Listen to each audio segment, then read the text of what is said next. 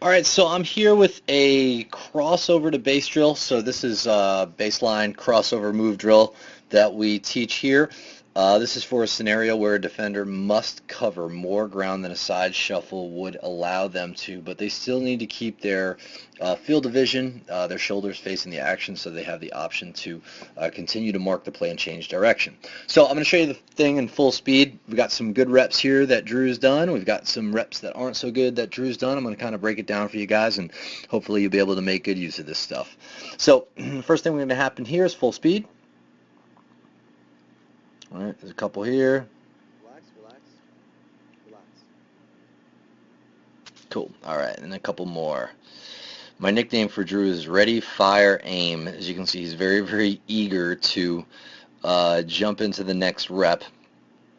All right, but what we've got here is, you'll notice that the first thing I want you to watch is his chest. Okay, watch his shoulders and his field of vision, and notice that they're going to stay facing straight ahead the entire time. They don't turn. Right?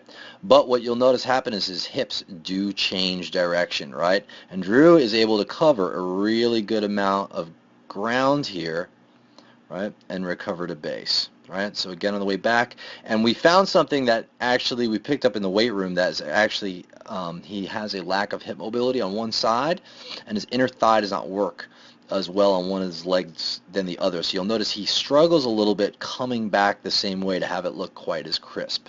Right? So again, slow-mo, chest is straight ahead, hips are turning in the new direction. He is driving off the outside edge of his lead leg. Okay, see that right there. So he's on that lead leg, which is now trailing behind him. He's on the outside edge, and he's driving the knee of the trail leg forward to get those hips to turn. Right? And that brings him down. What's also awesome to note, and we coach this up, is the angle of deceleration.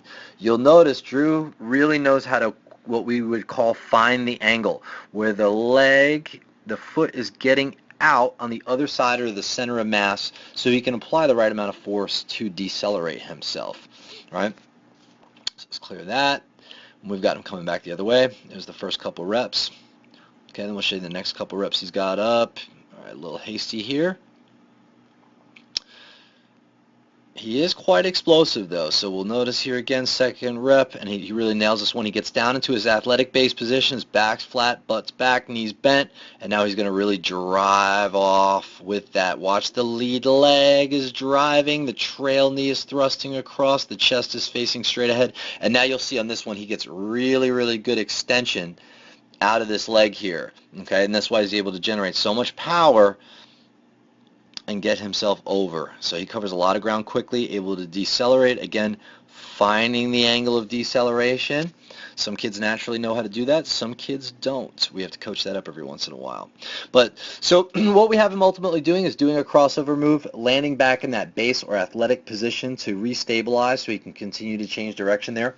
I'm going to show you one more progression right below this that we also use that will start to put the defender in a retreating scenario where they've got to make multiple changes of direction. And the more we can progress the drill, obviously the more carryover it's going to have to the pitch. I hope that you found this useful and you make good use of it.